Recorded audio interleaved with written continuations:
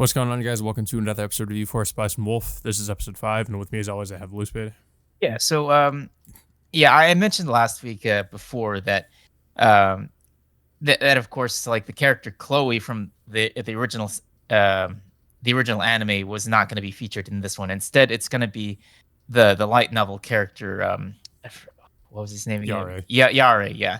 So of course, like, if people who've watched the original anime uh in comparison to this episode, it more or less plays out the same way, with a difference with Yari being involved. But it mostly just focuses on Lawrence wanting to rescue Holo from her captors.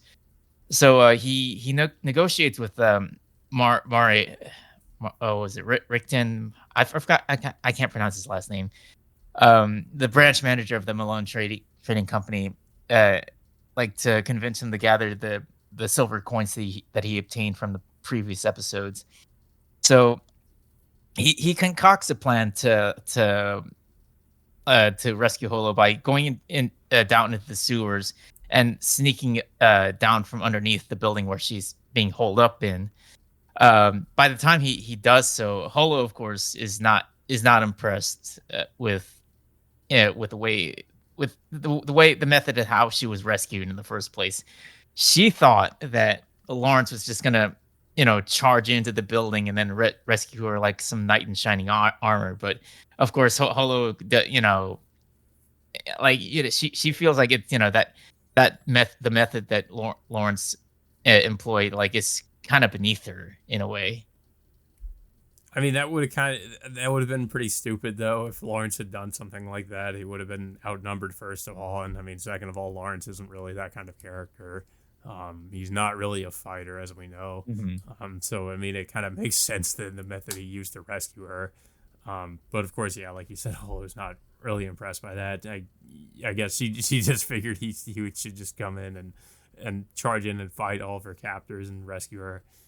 Yeah. So eventually, well, I mean, they get into, like, she does get into a spat with Lawrence about what happened, but eventually, like, she does thank him for helping her out.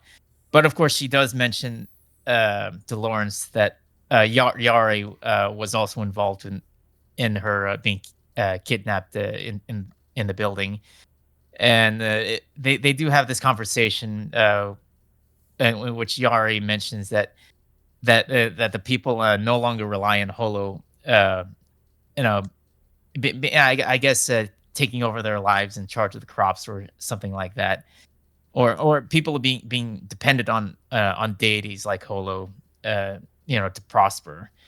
So this, of course, like, this kind of brings Holo down, that, she feels like, uh, she feels inferior at this point.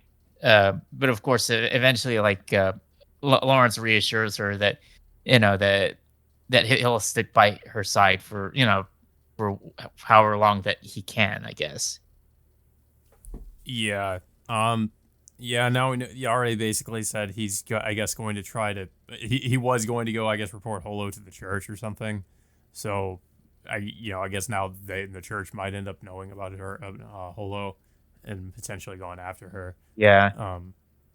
So But yeah. So eventually, yeah. Yare and, like, the rest of the people that he's working with find out that she's escaped, and they, of course, by the end of the episode, they start a search party to look for both for Lawrence and Holo.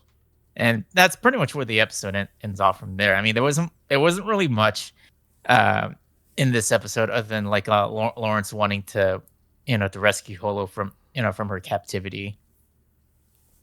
Yeah, and him, like, negotiating with the Malone Trading Company just to try to make a deal so that they would actually, like, help him out in rescuing her. Hmm.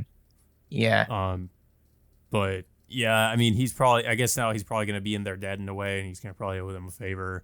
And we know that Yara is now, like, after Holo and potentially even the church.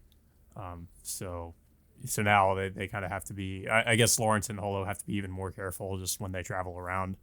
Um, but I guess it's going to be interesting to see, like, what Yari does, and, like, how he, as a villain, considering he's, as anime only watchers, he's a new character and we've never seen him before.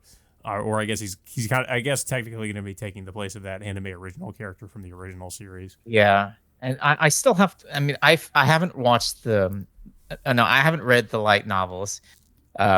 Seeing as like I've mainly watched the original anime series from well, like literally over a decade ago, but I'm still curious of like whether or not like if certain aspects of the plot will change with Yari being involved instead of Chloe.